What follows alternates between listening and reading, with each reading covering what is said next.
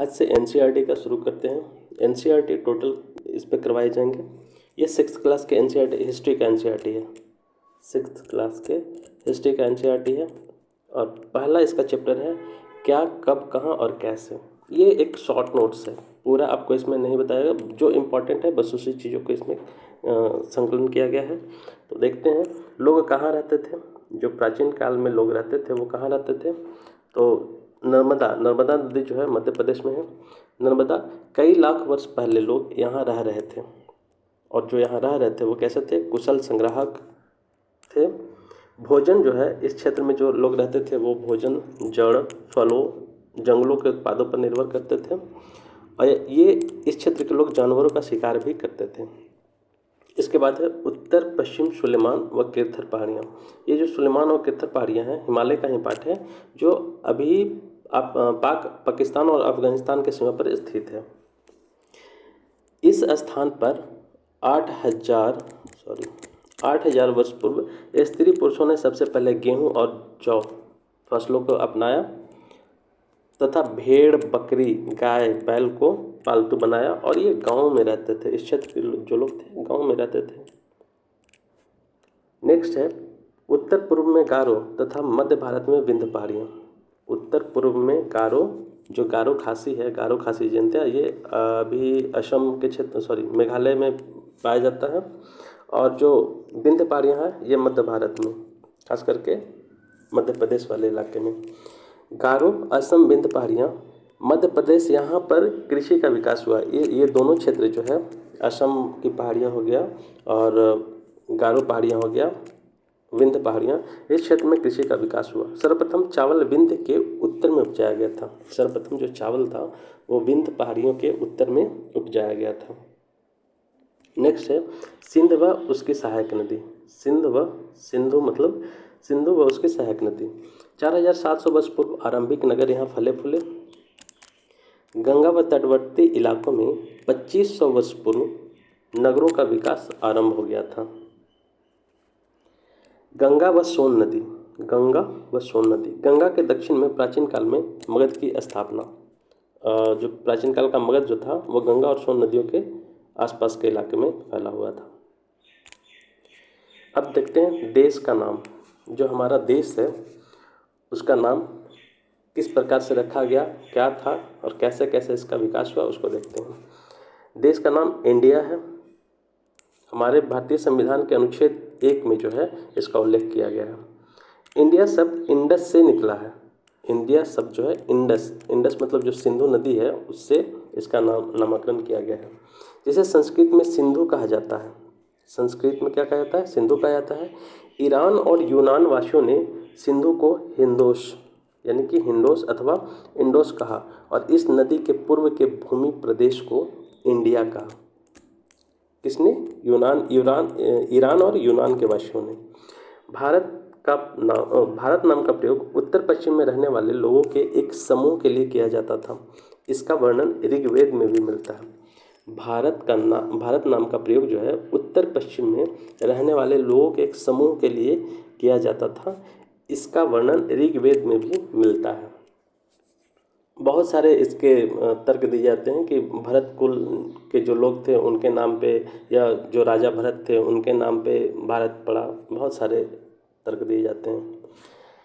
अतीत के बारे में कैसे जानें? तो सबसे पहला जो हमारा प्रमाण के तौर पे जो देखा जाता है वो पांडुलिपि है। ये पांडुलिपि क्या होता था? ये पुस्तकें हाथ से लिखी होती थी, ताड़ के पत्ते व भुज पेड़ का छाल से निर्मित। यानी कि ये जो भुज पेड़ है ये हिमालय के तराई में पाया जाता है और उसके छाल पे लिखा जाता था पहले। उसी को पांडुलिपि आज के टाइम में पांडुलिपि बोलते हैं। यह भोजपत्र पर लिखी जाती थी। अंग्रेजी में इसके लिए मैन्युस्क्रिप्ट शब्द, लैटिन शब्द मेनू, जिसका अर्थ है इन पांडुलिपियों में धार्मिक मान्यता, व्यवहार, राजाओं के जीवन, औषधियों तथा विज्ञान आदि सभी प्रकार के विषय की चर्चा मिलती है। अंग्रेजी के लिए पांडुलिपि का जो ये पांडुलिपि है उसको अंग्रेजी में मैन्युस्क्रिप्ट कहते हैं।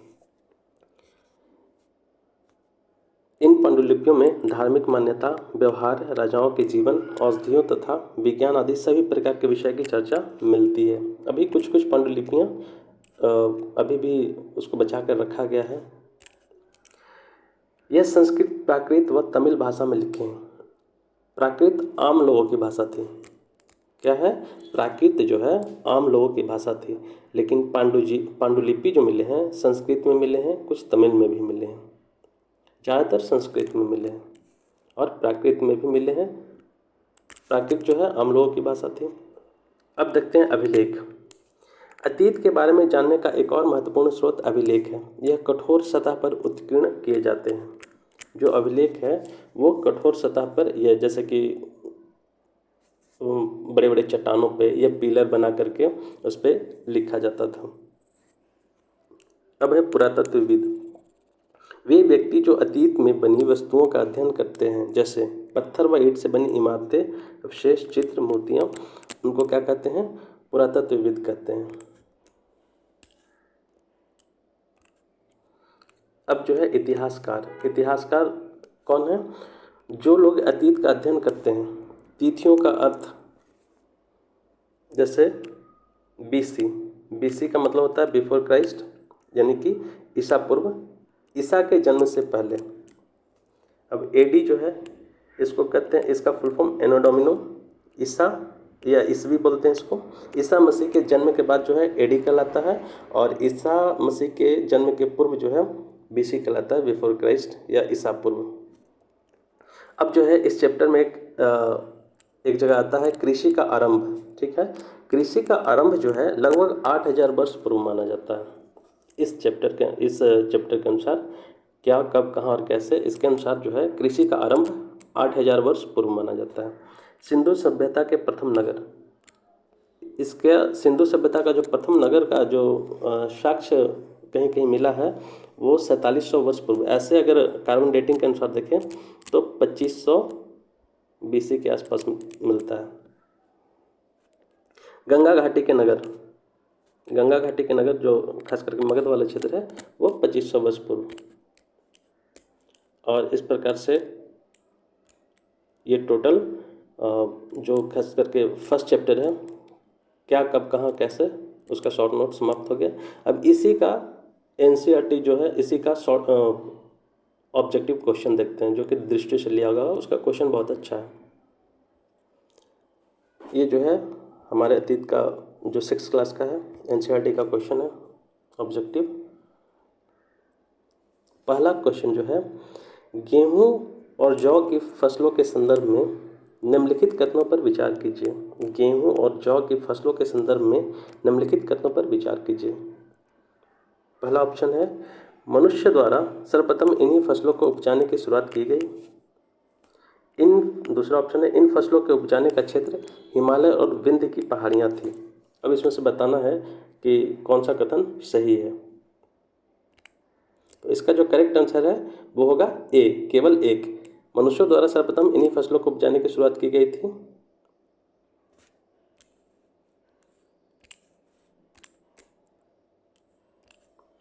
सर्वप्रथम मनुष्य ने गेहूं और जौ को उपजाना आरंभ लगभग 8000 वर्ष पूर्व किया। इन फसलों को उपजाने का कार्य सुलेमान और किरथर पहाड़ी क्षेत्रों में हुआ, न कि विंध्य क्षेत्र में। इसलिए कथन क्या है, गलत होगा। गेहूं और जौ उपजाने के प्राचीनतम साक्ष्य मेहरगढ़, बलूचिस्तान से प्राप्त होते हैं। गेहूं और जौ उपजाने के प्राचीनतम साक्ष्य जो है मेहरगढ़, बलूचिस्तान से प्राप्त होते हैं, जो पाकिस्तान में है, और किरथर और सुलेमान पहाड़ियों के आसपास का रीजन है ये। नवीनतम तथ्यों के अनुसार चावल उपजाने के प्राचीनतम साक्ष्य संत कबीर नगर के लहुरा देव से पाए गए हैं। नवीनतम तथ्यों के अनुसार चावल उपजाने के प्राचीनतम जो साक्ष्य हैं संत कबीर नगर के लहुरा देव में पाए गए हैं। ये साक्ष्य लगभग 9000 से 8000 वर्ष पूर्व के हैं। गारो तथा मध्य भारत के विंध्य पहाड़ी क्षेत्र अन्य कुछ ऐसे क्षेत्र हैं जहां कृषि का विकास हुआ। गारो तथा मध्य भारत के विंध्य पहाड़ी क्षेत्र अन्य कुछ ऐसे क्षेत्र हैं जहां कृषि का विकास हुआ है। सेकंड क्वेश्चन देखते हैं। भारतीय उपमहाद्वीप के संदर्भ में निम्नलिखित कथनों पर विचार कीजिए। भारतीय उपमहाद्वीप के संदर्भ में निम्नलिखित कथनों पर विचार कीजिए। इसका भी करेक्ट आंसर जो है ए है, लेकिन देखते हैं इसका ऑप्शन। आरंभिक नगरों का विकास सिंधु व इसकी सहायक नदियों के किनारे हुआ। आरंभिक नगरों का विकास जो है सिंधु व इसकी सहायक नदियों के किनारे हुआ। सही है, करेक्ट आंसर है ये। गंगा व इसके सहायक नदियों के किनारे नगरों का विकास लगभग 5000 वर्ष पूर्व हुआ। ये बिल्कुल गलत है, क्योंकि लगभग 2500 वर्ष पूर्व हुआ था।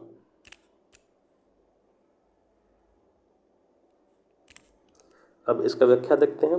लगभग 4700 वर्ष पूर्व सिंधु व उसकी सहायक नदियों के किनारे आरंभिक नगरों का विकास हुआ। इन्हीं नगरों में विकसित सभ्यता सिंधु सभ्यता के नाम से जानी गई।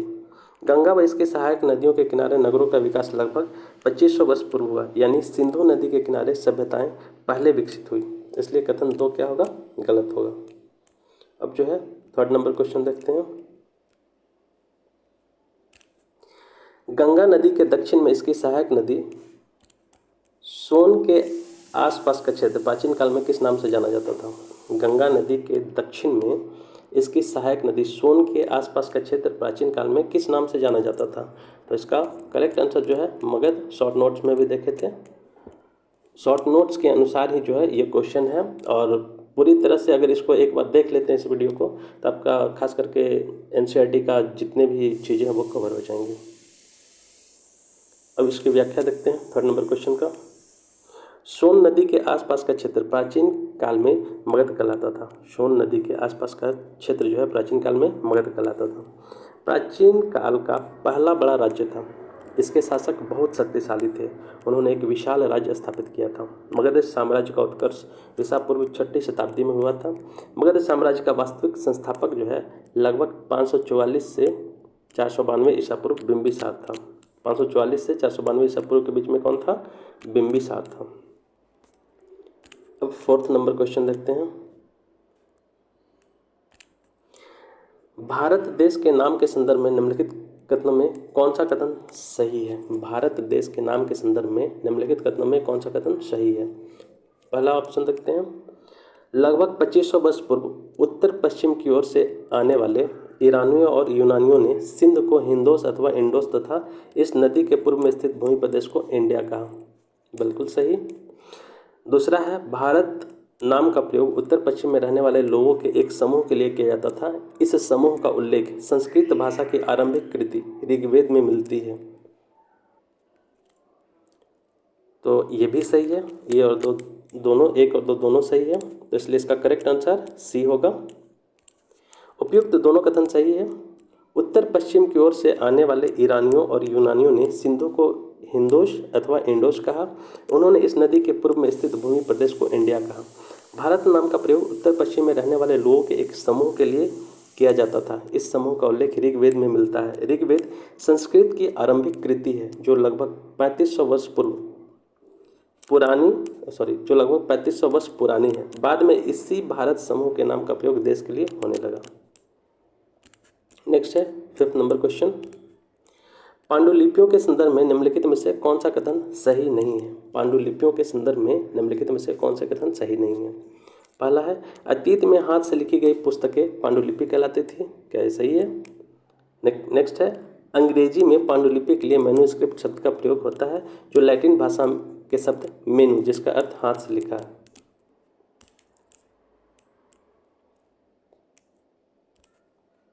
तीसरा है, पांडुलिपियां ताड़ के पत्तों को काटकर अथवा हिमालयी क्षेत्र में उगने वाले भुर्ज नामक पेड़ की छाल से विशेष तरीके से तैयार भोजपत्र पर लिखी जाती थी। पांडुलिपियां केवल मंदिरों और विहारों में प्राप्त होती है जो केवल संस्कृत भाषा में लिखी गई थी। ये गलत है। बाकी जो है आपको ए, बी और सी सही है। क्वेश्चन क्या पूछ रहा है? नहीं, तो इसलिए करेक्ट आंसर डी होगा, क्योंकि ये गलत है। पांडुलिपियां मंदिरों और विहारों के अतिरिक्त अन्य स्थानों से भी प्राप्त हुए हैं। साथ ही ये पांडुलिपियां विभिन्न प्राचीन भाषाओं में प्राप्त हुई हैं, जिसमें संस्कृत, प्राकृत, तमिल भी शामिल हैं। नेक्स्ट क्वेश्चन है 6 नंबर। अभिलेखों के संदर्भ में निम्नलिखित कथनों पर विचार कीजिए। अभिलेखों के संदर्भ में निम्नलिखित कथनों पर विचार कीजिए। पहला ऑप्शन है, ऐसे लेख जो केवल पत्थरों पर उत्कीर्ण किए जाते थे अभिलेख कहलाते हैं। ऐसे लेख जो केवल पत्थरों पर उत्कीर्ण किए जाते थे अभिलेख कहलाते हैं।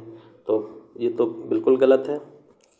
दूसरा है, कभी कभी शासक अथवा अन्य लोग अपने आदेशों को इस तरह उत्कीर्ण करवाते थे ताकि लोग उन्हें देख व पढ़ सकें तथा उनका पालन कर सकें।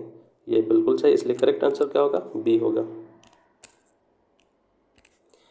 ऐसे लेख जो पत्थर अथवा धातु जैसी अपेक्षाकृत कठोर सतह पर उत्कीर्ण किए जाते थे वे अभिलेख कहलाते हैं।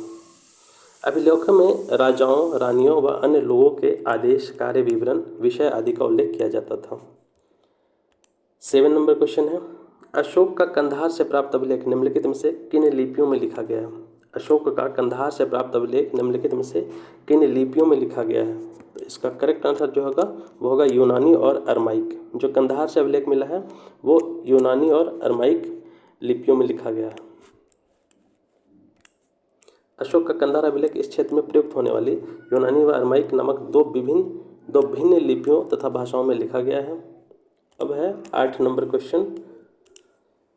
कथन ए है, ईसा मसीह के जन्म के पूर्व की सभी तिथियां ईसा पूर्व के रूप में जानी जाती है। ठीक है, कारण है वर्ष की गणना ईसाई धर्म प्रवर्तक ईसा मसीह के जन्म की तिथि से की जाती है। और दोनों बिल्कुल सही है, इसलिए करेक्ट आंसर क्या होगा? ए होगा।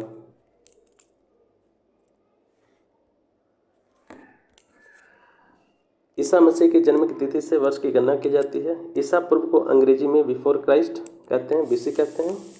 हिंदी में वर्तमान में तिथि प्रयोग में ईस्वी का चलन है, जिसे अंग्रेजी में एडी, एनो डोमिनी कहा जाता है। बीसीई का अर्थ है before common era, before common era, तथा सीई का मतलब अर्थ है कॉमन एरा। बीपी का प्रयोग बिफोर प्रेजेंट के लिए भी किया जाता है। बीपी का प्रयोग जो है जैसे बिफोर प्रेजेंट के लिए भी किया जाता है। और इस प्रकार से टोटल जो 8 क्वेश्चन थे चैप्टर 6 के वो खत्म हो गए। मतलब चैप्टर 1 के 6th क्लास के चैप्टर 1 के जो टोटल क्वेश्चन थे सारे समाप्त हो गए हैं। अब नेक्स्ट वीडियो में चैप्टर 2 आएगा।